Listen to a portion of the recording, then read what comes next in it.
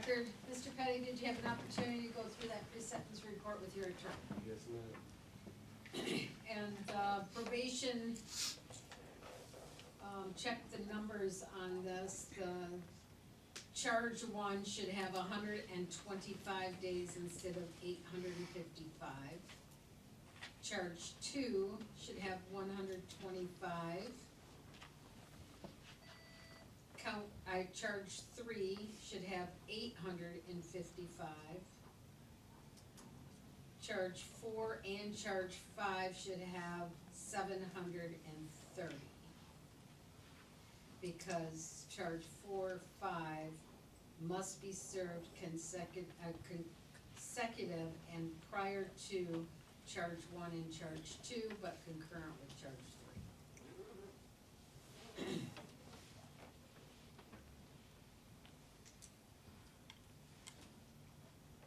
Ms. Norton, anything you'd like to say before sentencing?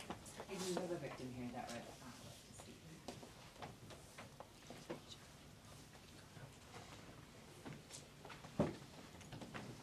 I did also receive several letters that I have reviewed and read that are attached to the sentence report. Thank you. There was the one that came in late, but our victim advocate is gonna send that to the appeal.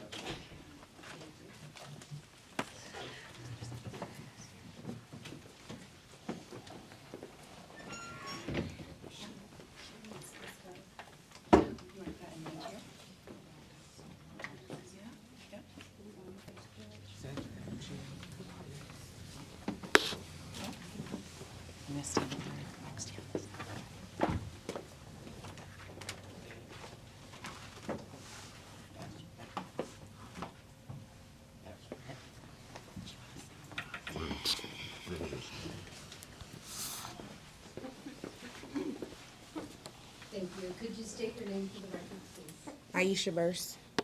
And Ms. Burke, go ahead.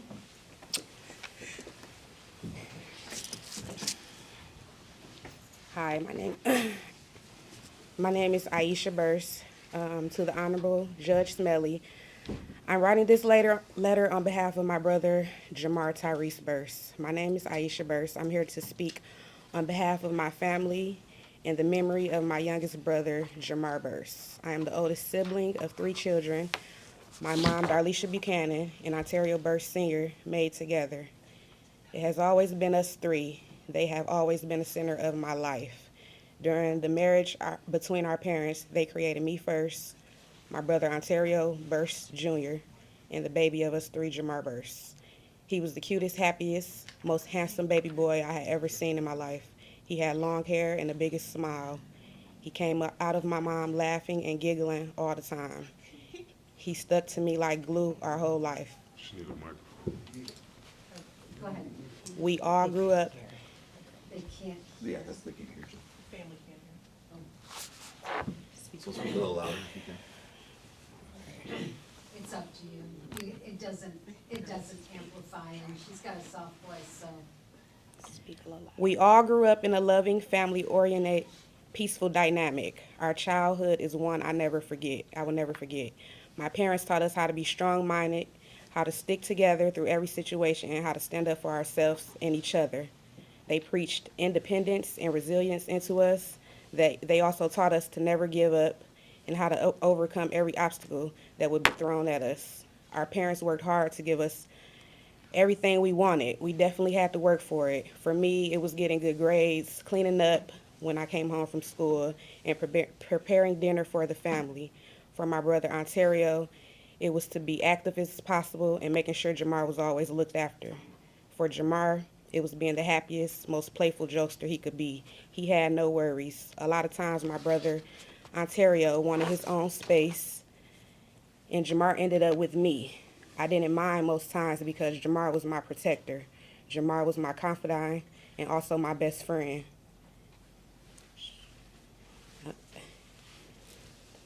Jamar did not play about his big sister, and I loved it. She took him everywhere with her. She told him everything, and he confided in her about everything.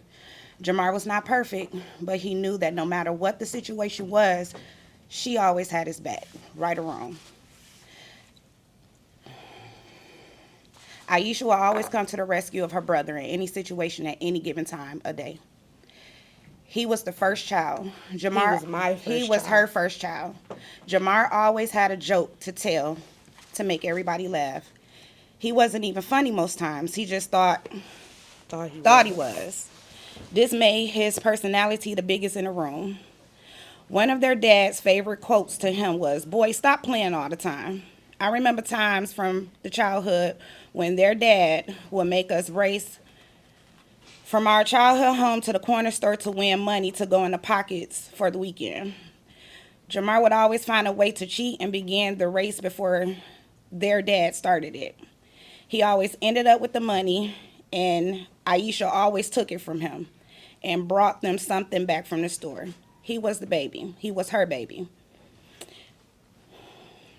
Aisha would give him the world if she could. Where? Okay. Aisha always wanted the very best, everything for him. He probably never knew it, but she saw so much potential in him that she didn't think that he could see in himself. Being with their mom, dad, and two brothers made them feel like they were unstoppable. The love from our family shared together made them a force to not be reckoned with. Them was the happiest days of their life. In 2014, my brother and I lost our dad to brain cancer. 2 years later, in 2016, our mom passed unexpectedly in her sleep. That took a deep toll on our lives. We never had to go through life without one or the other. We had always been together, and now two of the main people who made us who we were gone. Me being the oldest, that was the first time in my life I didn't know what to do. I didn't know who to turn to. We had family, but no one to love us unconditionally like our parents did. No one to give us guidance anymore. I just knew I had to take care of my brothers. That's what I know my mom and dad wanted me to do. Jamar was the baby of us three, and he became the comfort, humor, and healing for myself, my granny Gertha, my brother Ontario, and my children after losing our parents. He was only 16 years old when he lost our dad and 18 years old when we lost our mom. We all took what was happening to us differently, but to this day, I believe Jamar was the most affected. He started looking for love he was missing within the streets and his friends. I remember telling him, "You act like you love your friends more than you do me, and I raised you." He was changing in front of me, and I was so numb from my own pain that I didn't realize all he wanted was his family back like it was before we lost our mom and dad. On December 29th, 2022, 4 days after Christmas, I received a call that my brother Jamar had been shot and was laying in the middle of the street. My heart immediately shattered. My body went numb. My stomach dropped to the ground. I could not think. I couldn't feel. I felt like I could not breathe. I panicked. I ran out of the house with whatever I had on and left my children in the house. Only thing I could think of was, "Jamar, I'm coming. Please, please, please, Lord, wrap your arms around my brother until I get there." It's all I kept saying and praying as I drove to the crime scene. "Please, Jamar, hold on. I'm coming," is all I kept telling myself. My leg was shaking. My whole body was shaking. I could barely keep my foot on the pedal of the car. I remember feeling the same when I was on my way to get to my mom's house the day she passed. I turned the corner right before reaching the store where my brother was murdered, and all I saw was his car with the door open and tape all around it. Ambulance and police swarming the scene. I instantly screamed. I don't think I put my car in park before I jumped out the car and tried to run to my brother. I couldn't believe what I was seeing. Was I dreaming? Is this happening right now? This can't be my brother. I know this is not my brother. Please, God, please. God, no. Is all I remember screaming. I tried to get to him so bad, and the police just kept grabbing me and pulling me, standing around doing nothing. Sometimes in my head, or when I feel the need to blame someone else besides the murderer, I blame the cops for doing more standing around than trying to help my brother get to the hospital. My family was standing out there trying to get my attention. I didn't see anyone but my brother in the bottom of his boot laying on the ground with the cover on top of him. How could the police not let me see him? How do they even know if it's him if I cannot identify him? I was in denial. My brother needed me. I thought if they let me get to him, he would be okay. That was the worst day of my life. The worst feeling I have ever felt in my life. It all felt so unreal, and I couldn't process what was happening. I didn't understand why this was happening to me again, to me and my family again. I saw red. I didn't want nobody talking to me, nobody touching me, nobody grabbing me or hugging me. Why, Lord? That was the beginning of the grief of my life, of a lifetime. After standing outside for hours waiting and hoping they would let me see my brother, I realized I had to get home to my kids. How would I tell my children what had just happened to their uncle? Jamar adored his nieces. How was I going to tell them they would never see him again? We saw him every day. How do I tell them he won't be coming ringing the doorbell nonstop until we answer? How do I tell them he won't be coming back to make them laugh for the day or even teach them how to stand up for themselves like my mom and dad taught us? He did all that. He kept the family laughing when we were down and dancing to all the newest songs. I could not even talk or hold my head up. My daughters couldn't talk. They didn't want to go to school. We couldn't feel anything. My whole heart felt ripped and thrown on the ground. I couldn't do it. I couldn't face my children with that type of news. I didn't know how to feel. I felt like I couldn't show my face outside. I didn't want sympathy. I wanted my brother. I laid on the floor for days screaming, kicking, crying to the top of my lungs like a toddler child having a tantrum. I took over 3 months off work because I couldn't keep myself together.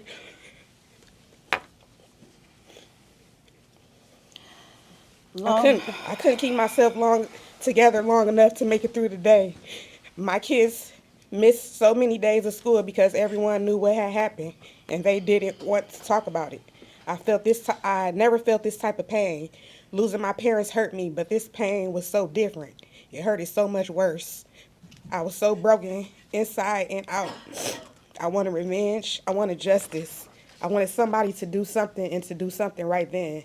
I couldn't sleep, and when I did, I woke up in puddles of tears, red swollen eyelids, and my 32nd birthday was 5 days after I lost my brother. That was the worst birthday of my life. Not only did I feel like I was dying inside, but I looked like it. How could I celebrate my birthday when I had to bury my baby brother?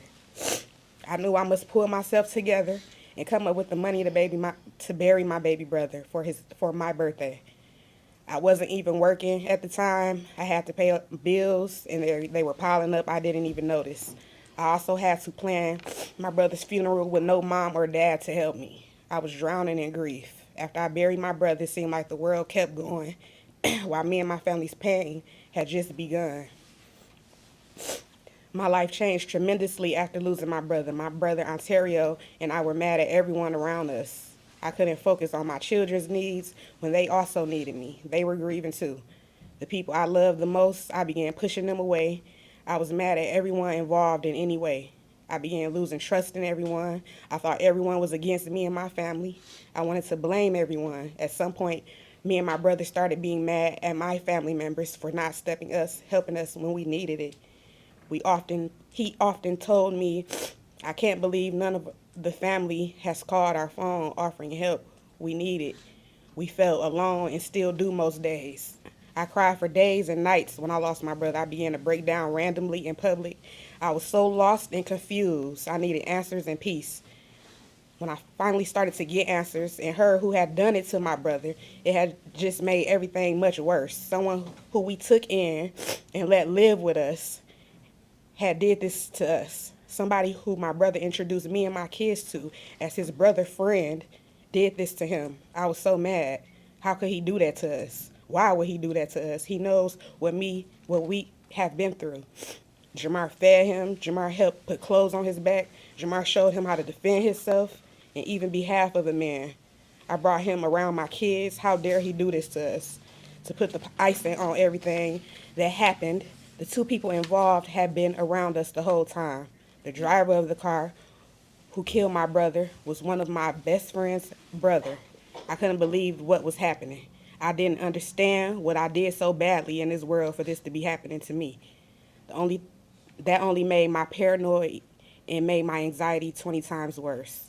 I developed PTSD from people I love being around me, then crossing me. Then I started thinking these people know where I live. They know what my car looked like. I was scared for myself and my kids. My kids can't go outside and play. My kids can't go around anyone in Muskegon because everyone involved is connected to us in some way.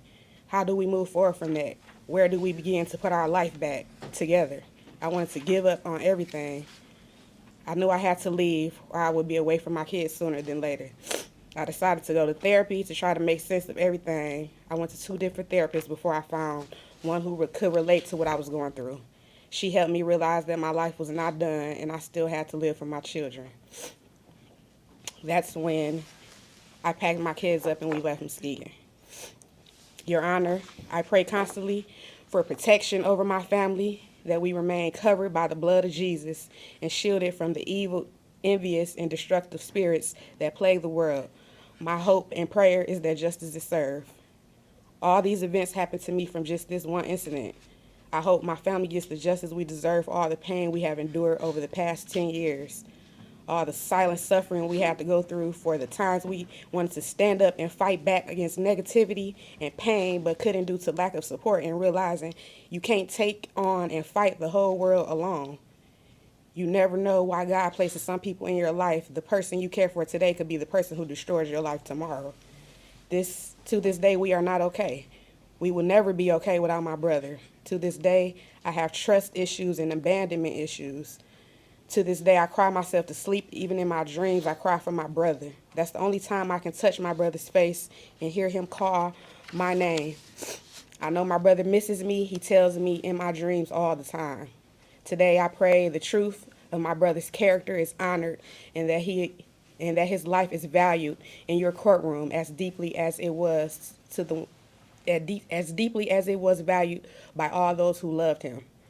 To Amir Petty, my brother was one of a kind. They don't make men like him anymore. Everybody loved Jamar. Everybody wanted to be as genuine and outgoing as Jamar. He was and still is that guy that you can never be. He would give his last to anyone he loved and then find a way to get it back tomorrow. There was nothing fake, flawed, or scary about him, and that's why you hated my brother. You knew that.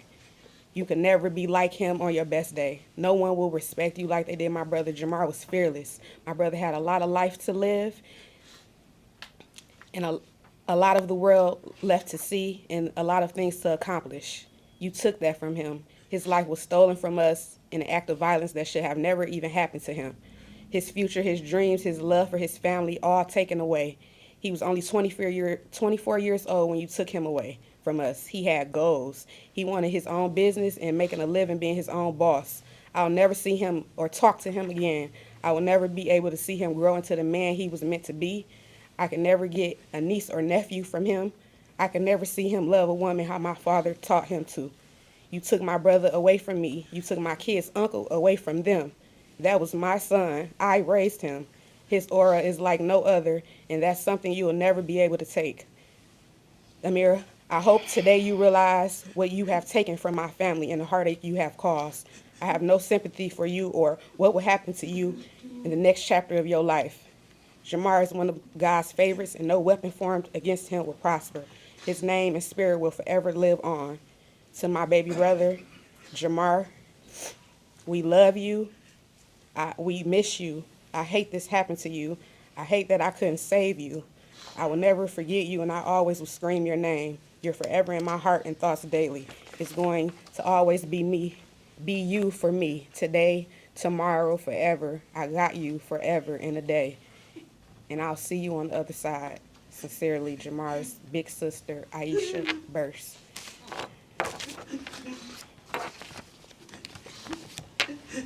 Thank you.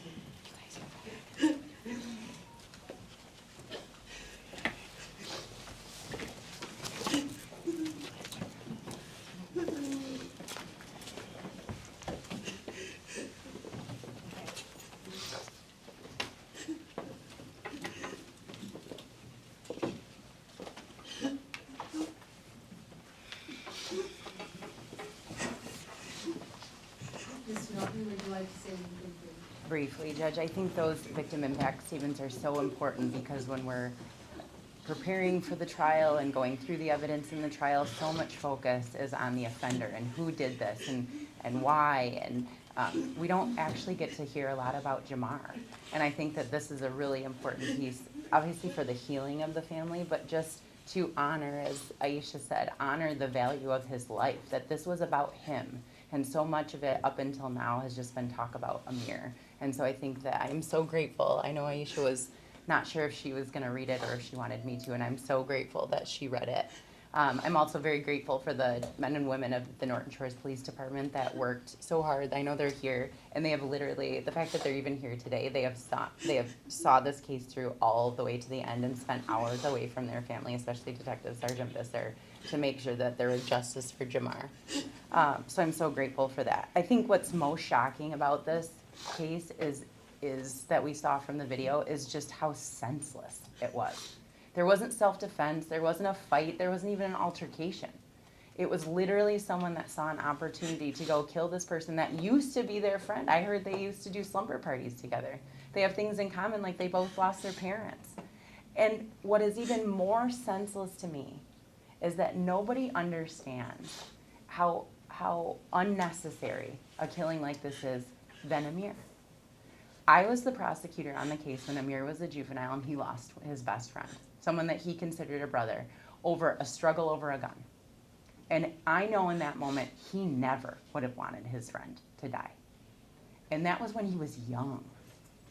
And I sat review after review, and he went to residential placement, and he came back, and I remember that review that he came back, and I sat next to him, and I said, this is your fork in the road. This is your choice. That you either go in that direction where you go back into the streets or you choose a different path. He chose this path. He chose this. He chose to go back to the gun-filled streets. He chose to participate in the senseless violence. So now Amir gets to be a cautionary tale.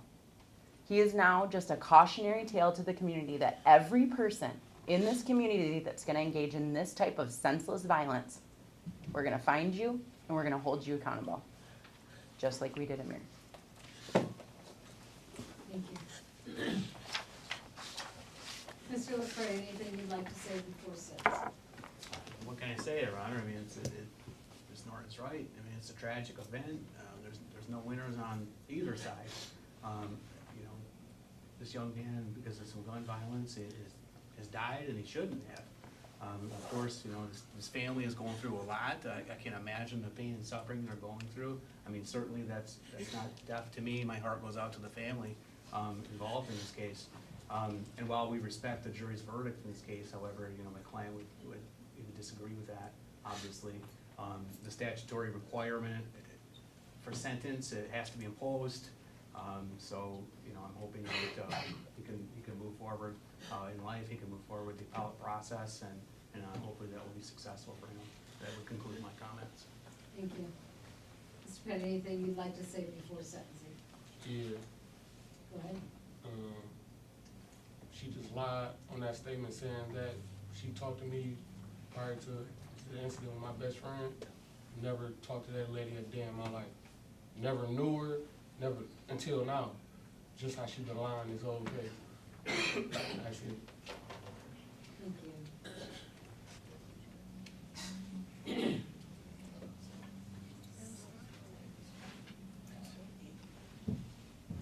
Can't imagine the horror and the grief, especially a sister that brings up her brother as her own because of her parents' passing, to see him lying there and to have to deal with that, and to have to deal with that process.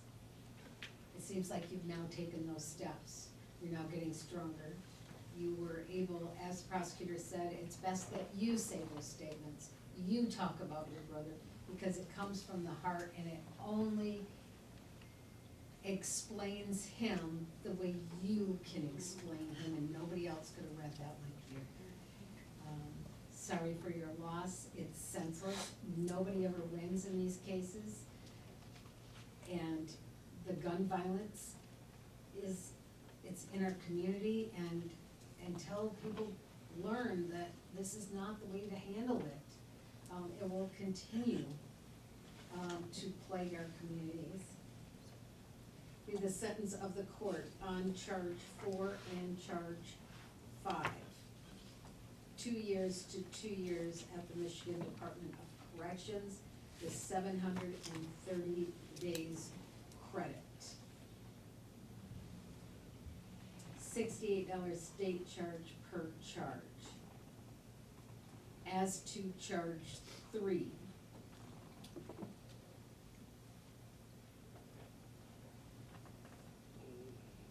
$855 days with 855 days credit. $68 state charge. As to charge 2,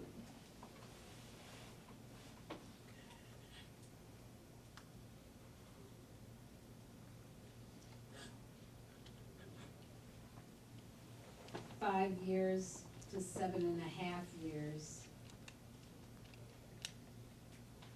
125 days credit, $68 state charge. As to charge 1, life without the possibility of parole. 125 days credit. Charge 1 and charge 2 must be served after and consecutive to anything on charge 4 and charge 5. $130 crime victim fund. Probation, did I miss anything? No, Your Honor, I believe you did.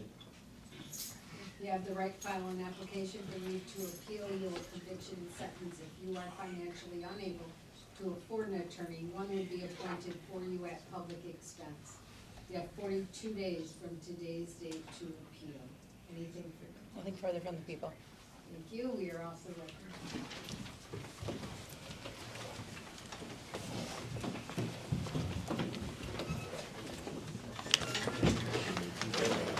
I know.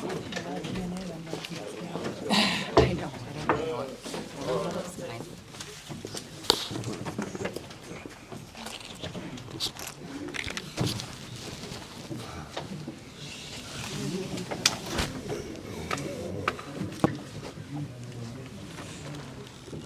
You going back to where records today?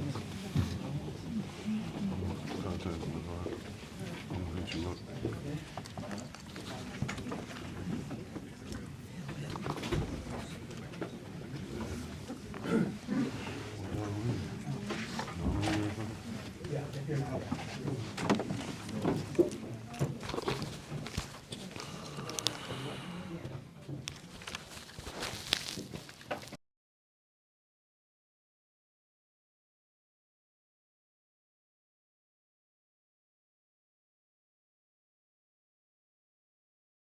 All right.